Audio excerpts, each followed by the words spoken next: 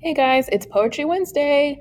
So today we're going to be attending our first Zoom, and we're going to talk about My Generation poem, and then we're going to let you guys go. You're going to work on the independent work, which is comparing My Generation to My Device, and then you'll meet back up with us for the second Zoom. We're going to talk about types of questions again, and then you have an independent assignment that's due on Thursday.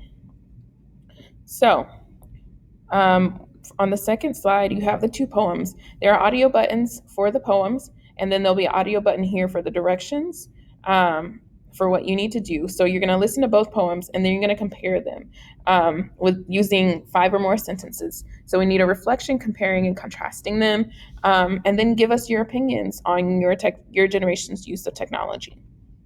And I gave some example sentences that you can use at the bottom. Then, after you've done that, you are not going to return to Zoom until your scheduled time. If you're in our second and third, that's 10:25. For fourth and fifth, 12:40, and our 7, 8, 3:10. And then we're going to talk about types of questions. So we have closed questions, which are those one-word questions like, who's your favorite teacher? Mrs. Garcia. What grade are you in? 7. We don't want those. We want more open-ended questions so we can get that juicy story and more thought and explanation into the answers. Why did you want to join choir this year?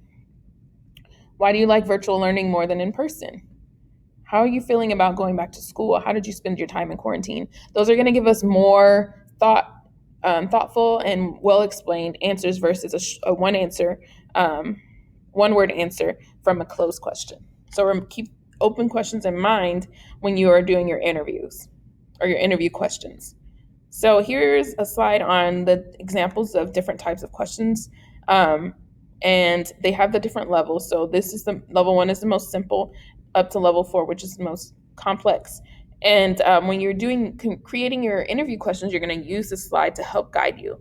So on slide 6, you need to type the name of the person here of who you're interviewing. Remember, it cannot be a friend, it cannot be a sibling, unless your sibling is 20 years older than you. It needs to be someone from a different generation. So your grandparents, a family friend, a teacher, your parents. You'll type here what the relation to you is. That just means how do you know them? It's my doctor, or it's my mom or my grandma. And what generation are they from? Are they millennials? Are they Gen Z? Whatever the case may be.